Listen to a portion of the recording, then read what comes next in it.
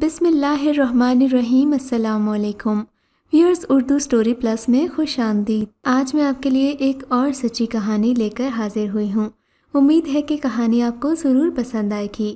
کہانی پسند آنے کی صورت میں اس ویڈیو کو لائک کیجیے اور اس طرح کی مزید کہانیاں سننے کے لیے ہمارے چینل اردو سٹوری پلس کو سبسکرائب کیجیے۔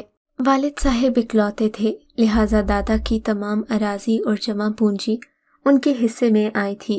اتنی وراثت ملی تھی کہ ملازمت نہ بھی کرتے تو آرام سے زندگی بسر کر لیتے، مگر ابو چاہتے تھے کہ وہ بیکار زندگی نہ گزارے۔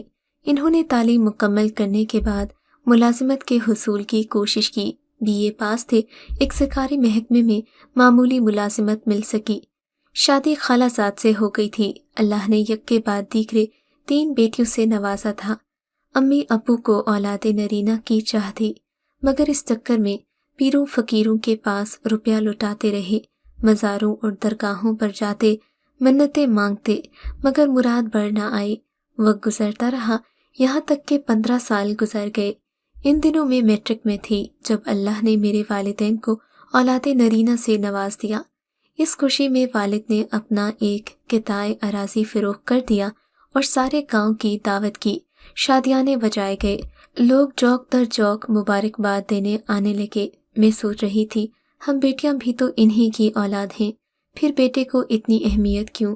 ایک روز امی سے یہ سوال کیا تو یہ جواب ملا کہ بیٹی پرایا دھن ہوتی ہے، مگر بیٹے سے حسب نسب اور نسل چلتی ہے، پھر بیٹا والدین کے بڑھاپے کا سہارا ہوتا ہے۔ والد محنتی تھے، تنخواہ معمولی تھی جس میں گزر بسر ممکن نہیں تھی۔ وہ ملازمت کے ساتھ ساتھ زمین پر محنت کرتے، جس کی پیداوار سے ہم ایک خوشحال زندگی گزار رہے تھے اور سکھ چین میں تھے، مگر وقت سدا ایک سا نہیں رہتا۔ والد اچانک بیمار پڑ گئے، کئی ڈاکٹروں کو دکھایا، مرض سمجھ میں نہیں آیا۔ بیٹھے بیٹھے دل زور زور سے دھڑکنے لگتا، ان کا سانس پھول جاتا، وہ لیٹ جاتے۔ اگر ان کے سینے پر پانی سے بھرا کٹورا رکھ دیا جاتا تو دھڑکن کی وجہ سے پانی اچھل اچھل کر باہر گرنے لگتا۔ یہ مثال اس لیے دی ہے کہ دل کی دھڑکن کی شدت ظاہر کر سکوں۔ دل کے ڈاکٹروں نے بھی کوشش کر کے دیکھی، وہ اس مرض سے نجات نہیں پا سکے، یہاں تک کہ ملازمت چھوڑنا پڑی۔ اب وہ محنت کے قابل نہیں رہے تھے، زمین بٹے پر دے دی۔ پہلے پیداوار پوری ملتی تھی، اب آدھی سے بھی کم رہ گئی۔ اوپر سے والد صاحب کی بیماری کے اخراجات بھرپور تھے۔ صبر شکر سے کام لیا، کسی کے آگے ہاتھ نہیں پھیلانا پڑ رہا تھا، گزر بسر ہو ہی جاتی تھی۔ ان دنوں میں باشعور تھی، بہن بھائی زیر تعلیم تھے، مجھے ابا جان سے زیادہ بھائی جان کی فکر تھی۔ ان کے لچھن ٹھیک نہیں تھے۔ ان دنوں وہ چھٹی میں پڑھتا تھا، مگر پڑھائی کی طرف توجہ نہیں تھی۔ اسے کبڈی اور کبوتر بازی کا زیادہ شوق تھا۔ تشویش اس بات کی تھی کہ جن لڑکوں کے ساتھ وہ اسکول کے بعد زیادہ وقت گزارتا تھا وہ بھی ٹھیک نہیں تھے۔ اس کی دوستی ہم عمر لڑکوں سے نہیں تھی، بلکہ اپنی عمر سے دوگنی عمر کے لڑکوں سے تھی۔ پہلے تو ہمیں پتہ نہ چلا۔ ایک روز ایک رشتہ دار کا بیٹا جو اسی اسکول میں 9ویں کا طالب علم تھا، ہمارے گھر آیا اور امی جان سے کہا، خالہ میرے بارے میں احمد کو کچھ نہ بتائیے گا، آپ کو خبردار کرنے آیا ہوں۔ آپ کا بیٹا جن لڑکوں کے ساتھ رہتا ہے وہ ٹھیک نہیں ہے، چھٹی کے بعد یہ اسے لے کر کہیں چلے جاتے ہیں، ایسا نہ ہو کہ آپ کو رنج اور احمد کو نقصان پہنچ جائے۔ وہ آپ کا اکلوتا بیٹا ہے، اس کی نگرانی کیجیے۔ یہ سن کر امی جان پریشان ہو گئیں، بولی بیٹے میں تو گھر میں رہتی ہوں، باہر جا نہیں سکتی، نہ ہی اس کی نگرانی کر سکتی ہوں، تم میرے بھانجے ہو، ہمارا خیال تھا تو بتانے آ گئے، تم سے التجا کرتی ہوں کہ میرے بیٹے کا خیال رکھا کرو، تم اس کی نگرانی کا ذمہ لے لو اور پتہ کرو کہ اس کے دوست چھٹی کے وقت اسے کہاں لے کر جاتے ہیں۔ تبھی اس نے بتایا، خالہ جان اس کی دوستی 2 ایسے لڑکوں سے ہے جو کسی بھی لحاظ سے ٹھیک نہیں ہیں، خاصے نالائق ہیں، استاد بھی ان سے نالاں ہیں، ان کے باپ پیسے والے ہیں، تبھی ہیڈ ماسٹر نے انہیں اسکول سے نہیں نکالا، اپنے اثر رسوخ کی وجہ سے۔ ان میں سے ایک کا نام ناصر اور دوسرے کا نام ماجد ہے، باقی 2 لڑکے باہر سے آتے ہیں، یہ کل 4 ہیں۔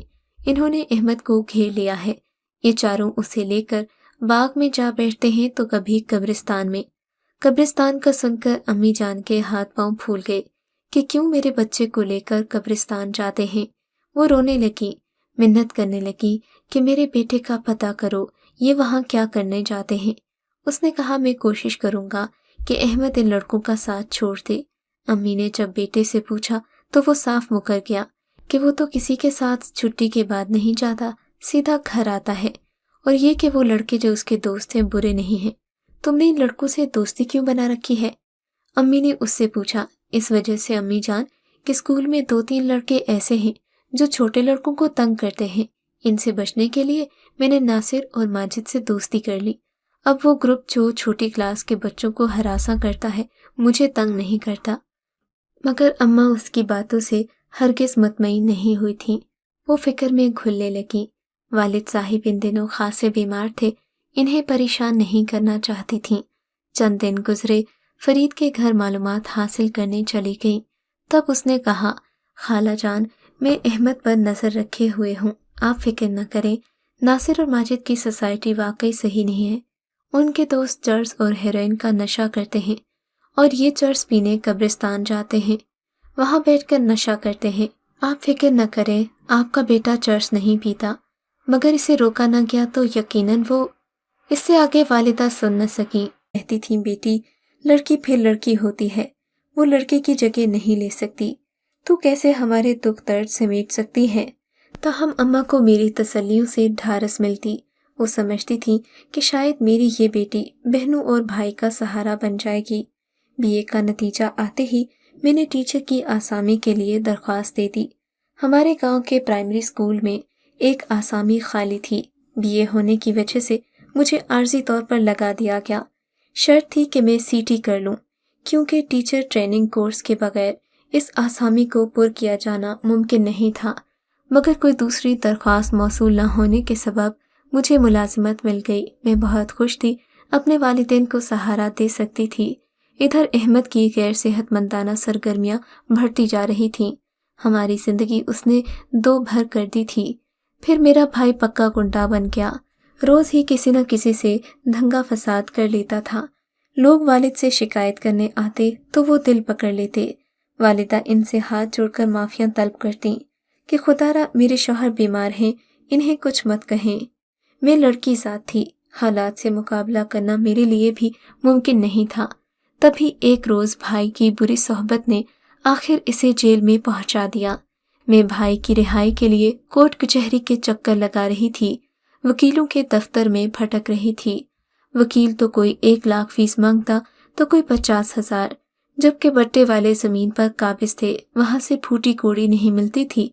इधर मेरा भाई जेल में था, उस पर तगड़ा मुकदमा था। एक वकील कुछ बेहतर आदमी निकला। उसके मेरे वालिद से मरासिम थे, कभी कभी वो हमारे घर आते थे। तभी इन्होंने मुझे तसल्ली दी, कहा कि आपके भाई की रिहाई के लिए कोशिश करूंगा कि फीस भी ना लूं, अलबत्ता केस पर जो खर्चा होगा वो आप दे देना। बहुत परेशानी के दिनों में इन्होंने मुझे बहुत ढारस दी थी। बहरहाल अम्मी को भी तसल्ली हुई कि अहमद की रिहाई के असबाब हो जाएंगे। अब मैं हर दूसरे तीसरे दिन स्कूल से छुट्टी लेकर और कभी छुट्टी के बाद वकील के पास जाती। बार बार शहर जाने से नौकरी पर असर पड़ता था। मैं वैगनों में अलग खार होती थी। वाजिद से एक रोज अपनी परेशानी का तस्करा किया तो वो बोले, सानिया बीबी तुम्हें मेरे ऑफिस आने की ज़रूरत नहीं है, ये मामला मुझ पर छोड़ दो। ज़रूरत हुई तो तुम्हारे घर मुंशी भेज दूंगा या खुद आ जाऊंगा। वाजिद 2-3 बार अम्मी को मुकदमे की तफसील बताने हमारे घर आए। अम्मी ने ज़मीन पर कब्जे की बात की तो कहने लगे, पहले आपके बेटे के केस का फैसला हो जाए, फिर जायदाद का केस भी देख लूंगा। जिन लोगों ने ठेके पर अराजी ली थी उनसे बात करूंगा। बहरहाल वकील साहिब ने बड़ी जाफिशानी से मुकदमा लड़ा। फिर भी अहमद को 3 साल की सज़ा हो गई। सच शुक्र कि वो लंबी सज़ा से बच गया था। माँ की दुआएं रंग ले आई थीं। 3 साल के बाद अहमद रहा होकर आ गया, मगर अब वो पहले जैसा नहीं था। जराइम पेशा अफराद में रहकर वो भी जराइम की दुनिया में खो गया था। इसी पर बस नहीं किया, उसने अपनी ज़मीन और मकान को नज़रों में जमा लिया। पहले इस घर को फ़रोख्त किया जिसमें हम रहते थे। ये घर अब्बू ने अम्मी के नाम कर दिया था। एक रोज़ धोखे से वालिदा को तहसील ले गया और मकान अपने नाम करवा लिया। پھر اسے کوڑیوں کے مول فروخت کر دیا۔ وہ جوا کھیلتا، جب ہارتا تو اسی طرح روپیہ حاصل کرتا۔ زمین بھی اس نے گنڈوں سے مل کر بیچ دی تھی اور ساتھ ہی ہم بہنوں کو بھی جائیداد کے حق سے محروم کر دیا۔ وکیل واجد نے اسے سمجھانے طلب کیا۔ امی جان بہت خوش ہو گئی کہ میرا رشتہ کسی اچھے شخص سے ہو جائے گا۔ واجد پڑھے لکھے اور با اثر آدمی تھے، شادی شدہ تھے مگر بیوی بانجھ تھی، اولاد کی خاطر دوسری شادی کے خواہش مند تھے۔ امی نے ہاں کر دی۔ جب احمد کو پتہ چلا تو وہ دھمکانے لگا کہ اس نے بھی عشق کا راستہ چن لیا ہے، میں یہ شادی نہیں ہونے دوں گا۔ مگر اس کی نوبت نہیں آئی کیونکہ اس سے پہلے ہی میرا بھائی ایک پولیس مقابلے میں مارا گیا۔ اس کے جانے کے بعد ہمارے گھر کے حالات بہتر ہوئے۔ میری شادی واجد سے ہو گئی اور واجد کی والدہ نے چھوٹے بیٹے کے لیے میری دوسری بہن کا رشتہ مانگ لیا۔ وہ چاہتی تھیں کہ دونوں بہنیں ایک ہی گھر میں ہوں تاکہ ان کے بیٹے ساتھ رہیں۔ ہم دونوں بہنوں کی شادی ایک ہی گھر میں ہو گئی۔ ہم بڑے سے گھر میں رہنے لگیں۔ میری ساس بہت نیک خاتون تھیں۔ ہم صلح اور حسن سلوک سے رہتے تھے۔ امی کی مجھے فکر رہتی تھی۔ بالآخر واجد انہیں منا کر لے آئے تو وہ بھی ہمارے ساتھ رہنے لگیں۔ آج امی اس دنیا میں نہیں ہیں مگر مجھے ان کی منتیں یاد ہیں جو انہوں نے بیٹے کی پیدائش پر مانی تھیں۔ مرتے وقت مجھے نصیحت کر گئی تھیں کہ بے شک میرا بیٹا اس دنیا میں نہیں ہے مگر تم یہ منتیں ہر سال ادا کرتی رہنا۔ میں ان کی وصیت کے مطابق بھائی کی پیدائش پر مانی ہوئی منتوں کو آج بھی۔ اگر آپ کو یہ کہانی اچھی لگی ہے تو ہماری ویڈیو کو لائک کیجیے اور اس طرح کی مزید کہانیاں سننے کے لیے ہمارے چینل کو ضرور سبسکرائب کریں۔